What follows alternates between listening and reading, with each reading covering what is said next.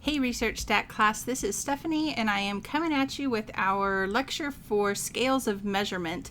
So we are starting chapter 3 now, and chapter 3 actually has just an absolute ton of information in it, and that's even without the extra information that I'm adding into the chapter. So last video we talked about operational definitions, IVs, DVs, confounding variables, organismic variables. We talked about all kinds of very important ideas that the book didn't really expand on very much. So this chapter, while it has a ton of stuff in it, remember that we're adding quite a bit to it as well through these video lectures.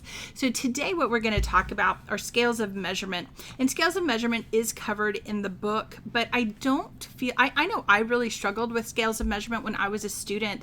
I don't feel like, even though today I can read the book and go like, oh, that's a really great covering of the topic, I don't think that would have been enough for me when I was a student. So I do feel like it's really important that we get some kind of lecture in for that. So that's what today is all about. It's going to be kind of a short lecture, about 10 minutes, but it's important. And you may have to watch it more than once. That's totally okay. If you're struggling with these concepts, I want you to take the time to watch it several times if you need to. If you're struggling with the concept, I want you to take the time to watch it a couple times. So this idea of scales of measurement is kind of, I think, often for students the first time that they realize, oh my gravy, like I'm really in a statistics class. This is happening. And it is kind of the first time this semester that I'm really going to ask you to stop and think about the numbers that you're going to collect when you collect data. So we talked about in the last class operational definitions and how important they are for many reasons, right? When we talk about experimentation. So we talked about how they kind of keep you in line, how they let your reader know exactly what you mean in no uncertain terms when you talk about a construct, right? Because the problem is that a construct could be defined in a number of different ways. And I gave you guys a couple of examples of that, right? Using depression. But here's another issue to consider. It is the case that you may have additional considerations, that you do have additional considerations when you are talking about a construct. And one of the biggest considerations that you have is, how are you going to measure it? What do the numbers that you get from that construct need to look like so that you can actually analyze them the way you want to analyze them? This sounds like, okay, this is something statistical, and it is, but it's kind of that marriage of the research and the stat. This is where the two first sort of come together, because you have to understand your experiment or your correlation well enough to know what kind of numbers you need to capture in the end. So it all has to do with design, things like that. So we're going to be talking about design throughout the rest of the semester. In chapter 7, we're going to talk about one sample t-tests. In chapter 8, we're going to talk about correlational design, which is a big deal. We spend actually a whole month on just that last chapter, just that last unit in this class. So every time we start to think about statistics, we are going to think about scales of measurement. This is an idea that you're going to see multiple times. Like, it's literally on every single exam. It's on almost all of the homeworks from now on out. So it's a concept that you've got to really spend the time now to understand so that you can do really well on this in the future for the rest of the class, and not just this class, right? But also like for your statistics 2 class that you're going to be taking next semester. So Research Stat 1 is going to focus on kind of those basics, and scales of measurement is a basic. So we have 4 scales of measurement: nominal, ordinal, interval, and ratio. And each of these has qualities about it. So the most basic type of scale of measurement is a nominal scale. So I really like, your book has this really great little that little chart. I love it. I wish all books had that little chart, because I actually think it's like super beneficial in helping you kind of understand what a scale of measurement is and what qualities it has, what qualities each of the scales has. So a nominal scale, according to your book, right, has identity, but that's the only quality that it has. So one of the things you're going to notice is that nominal is the most basic. Ordinal adds something to nominal. Interval adds something to ordinal. Ratio is the most complex type of data, and it has all four of the qualities that data can have. So nominal data has what your book calls identity. And the idea here is that the number doesn't actually mean anything. So why do we use numbers then to capture this data? Well, we use numbers for a lot of reasons. While we might not actually capture the data as a number, we're going to assign that data a number in the computer system. So a great example of that is gender. Gender, we might not ask people, enter a 1 if you're male and a 2 if you're female. We just say, are you male or female? And then what we do after the fact is we go assign a number to each of those things. But think about this. Does the number matter? Right? So if I made males a 1 and females a 2, well, that's fine. But couldn't I also make females a 1 and males a 2? I could, right? I actually used to work with a person who really was like anti-male. It's a true story. And the very first time I ever did data entry for them, I always use 1 for male, 2 for female. It's just my default. It's what I've always done. And I entered the data and she was like, this isn't right. And I was like, what's not right about it? Because I had gone through and I had checked on my work. There were no errors. And she was like, oh, I guess I didn't tell you. I like to do females as 1 and males as 0. She thought she was so crafty. And so I went and changed it to her bizarre little whatever, makes her feel good. But the point of that is, the reason I give you that story is to help you get it in your head, right? The number doesn't matter. It could literally be anything. It doesn't even have to be a single digit, right?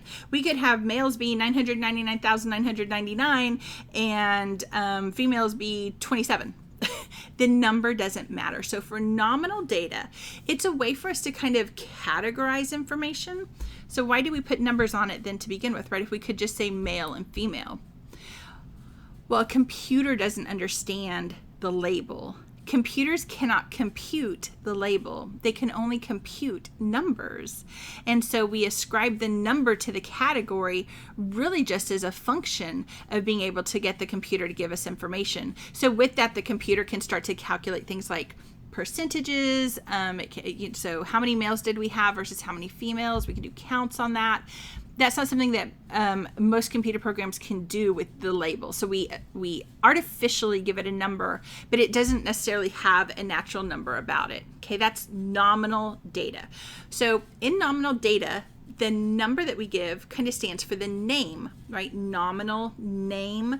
So the number stands for the name, but the number itself doesn't really matter. We could ascribe any number to the data. Now, the only kind of rule for that is that you have to have a different number for each data label. So for example, you couldn't have males be 1 and females be 1, right? Each of the numbers has to be unique. Does that make sense? So for the label, each unique label has to have a unique number for it. That's nominal data, okay? So the second type of data we have then is ordinal data. So it has the same quality as the as the nominal scale, in that it has identity, but it also has the concept of order, okay? So ordinal has order. Okay, like we said, for nominal level data, the number doesn't matter. So we could have males be 1, females be 2, but we could also have females be 1 and males be 2. So the order doesn't matter. Like which one is higher is meaningless. But when we talk about an ordinal scale, the order actually really starts to matter. So we're going to start to think about that then in a kind of different way. So whatever comes first, like if you want to think about, I always think about like the Olympics, right? First place versus second place versus third place. Those are orders, and that order matters. So an ordinal level data or an ordinal level scale is what we use for things like ranking data, things like that. So you can think about class rank. You can think about like a top 10 list where the number one thing is like the most popular thing or the most special thing or the most important thing. So ordinal scales are actually really important for us because they have that concept of order. Okay. So one issue though with an ordinal scale is that while the order matters, there's not a sense of equal interval between the numbers. So let me give you a couple of examples of this. I'm going to use the Olympics for this because I think it really nicely illustrates this. So for an ordinal scale, let's say that I've got an Olympic event and it's track and field, okay? And so I've got someone doing a 400-meter dash, okay? And the first place person comes in and they're first place. And what they always tell you is like how far behind them the second place person was and the third place person was, right? So let's say that I'm looking at that data and the first place person finishes and then the second place person is about half a second behind them and the third place person is 3 seconds behind them. Do you see how that's not an equal interval, right? There's half a second between the first and the second place finisher. And then there's 3 seconds between the second place and the third place finisher. That's not the same interval as the interval between the first and second. Not only that, but now think about this, things like figure skating, right? Those events are not timed. They're scored in this really, rubric-y way. And so someone might get a 6.9 and finish first, and then the next person might have an average of a 6.7 and finish second, right? And then the next person might have a 6.2 and they finish third. Again, the intervals are not equal, but not only that, can you see that the whole numbering system is different between like the track and field and the skating events? So when we talk about ordinal scales, they can be kind of any kind of scale where the ranking is what's important. And again, they're going to have identity, they're going to have the quality of order, but they do not have any additional qualities about them. So the next type of scale we have is interval. And an interval level scale is going to have the two qualities from the nominal and ordinal, right? It's going to have, so it's going to have identity and it's going to have order, but it also has the idea of equal interval. And interval scales are particularly important for us in psychology because we use a lot of them. In fact, the vast majority of surveys, things like that, are interval scales. So anytime you use a Likert scale, you are technically using an interval scale. The understanding behind a Likert scale is that even if you have a 0 represented on the scale, it does not represent a true 0. In other words, it does not represent an actual absence, a true absence of that construct, whatever that construct is. So anytime you use a Likert scale, you are by definition using an interval scale, because Likert scales have identity, they have order, and they have equal interval. The idea here is that the interval between 1 and 2 is the same as the interval between 2 and 3, and that's the same as the interval between 3 and 4, etc. Okay? So interval scales, there's all kinds of examples of them. Again, you've got to stick it in your mind that interval scales Likert scales are always going to be interval scales. But there are other interval scales that you actually use all the time. Our temperature in the United States of America, most people use Fahrenheit, even Celsius. Both of those are actually interval scales. 0 on the thermometer in both Fahrenheit and Celsius does not mean an absence of temperature. Right? That 0, you can have negative numbers. So if you have a scale where you can have a negative number, you know that you're working with an interval scale. That 0 is not a true absence of something. Okay? And so those are little hints, right? If it's Likert, if it has negative numbers, those things might be interval scales, probably are interval scales. So, there is a type of temperature out there, right? If you remember from your chemistry class, you all should have learned that Kelvin has a true zero, an absolute zero. When you're measuring temperature in Kelvin, that zero indicates a complete lack of temperature. And so lack of movement of the atoms, however you want to think about it, but it's a complete lack of any heat. And so that's an absolute zero. So Kelvin is not an interval scale. Kelvin is the next type of scale. It's what we call a ratio scale. So ratio scale data is the most complex data that we're going to have. It's the most complex data we're going to work with because it has all of the qualities that data can have.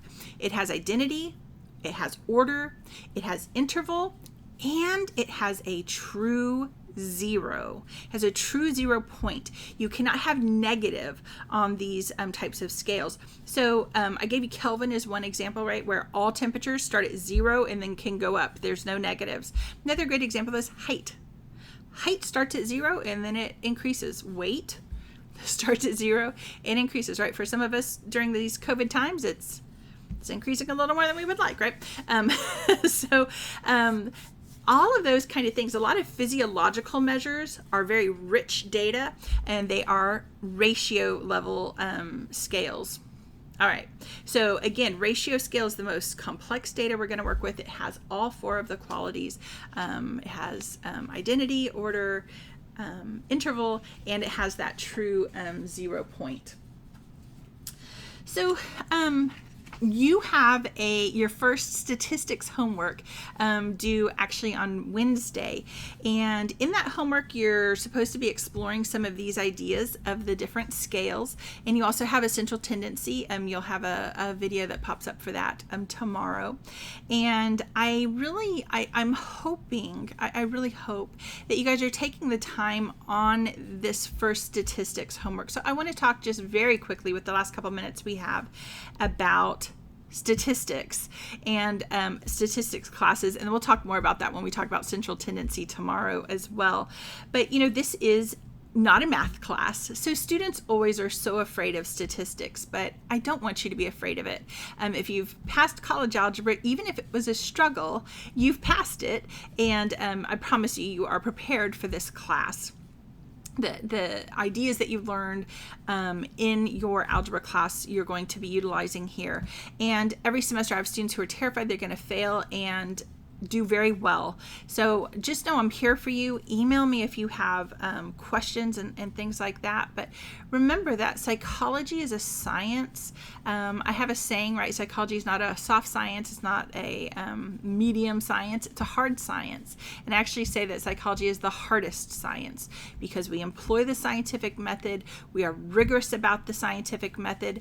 And when we collect data, we are truly data driven as a science. So we are collecting those numbers, we're collecting those things where we can use advanced statistics on the ideas that we have and statistically test the idea that our hypotheses are being supported or not. And so when we start to really think about what that means, what that encompasses, we have to start thinking about things like scales of measurement. It is your task, one of your tasks as a researcher, to not just create excellent experiments, but to collect data that's going to help you truly answer the questions that you have. And that is one of the most important components of this class, is to help you understand how to create appropriate research and how to get the numbers that you need to how to collect the data that you need to collect to actually test the hypotheses that you want to test. Understanding things like the scales of measurement then is incredibly important.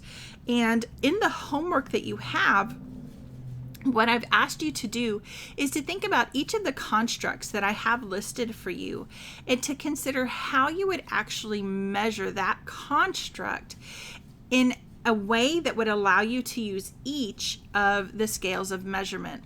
So can you think of a way to measure Olympic scores as nominal data, as ordinal data, as interval data, as ratio data? And it may be the case that for some of the things I've asked you, you cannot think of any way but one. There will always be at least one way to measure it, right?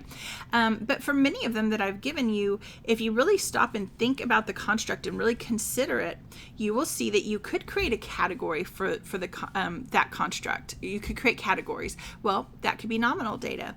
You could create ordered categories. That could be ordinal level data. You could create something where there's equal interval. Maybe it's a Likert scale. That would be interval level data. And something that has a true zero, and that would be ratio level data. The reason this matters is that eventually what we're going to start doing is thinking about creating research that allows us to use certain statistics.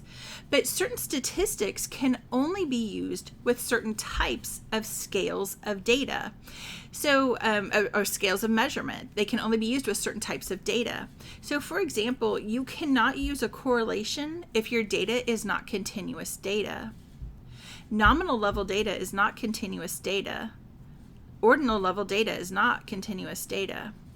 Interval level data can be treated as continuous level data. The general rule is it has to have at least 7 data points. So like if you were using a Likert scale, you'd need it to be a Likert scale of at least 1 to 7 to be able to use it as continuous. Ratio level data by definition is continuous. It starts at 0 and it can go up from there, potentially into infinity for some measures, right?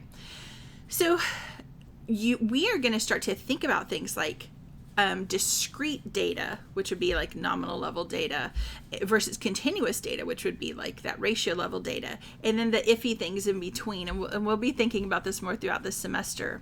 But starting your brain thinking about ways to create those opportunities then with constructs to measure them in lots of different ways, that's an incredibly important critical thinking exercise. And that's what I'm asking you to do with this homework. So I'm wanting you to put those critical thinking caps on. You might even want to take a look back at the 8 Habits of Critical Thinkers article that I had you read earlier in the semester, and really just use your mind to come up with various ways to explore the ideas of scales of measurement. Okay, tomorrow you'll see the video for the central tendency, and I will be here for you guys. If you need me, email me. I'll see you later.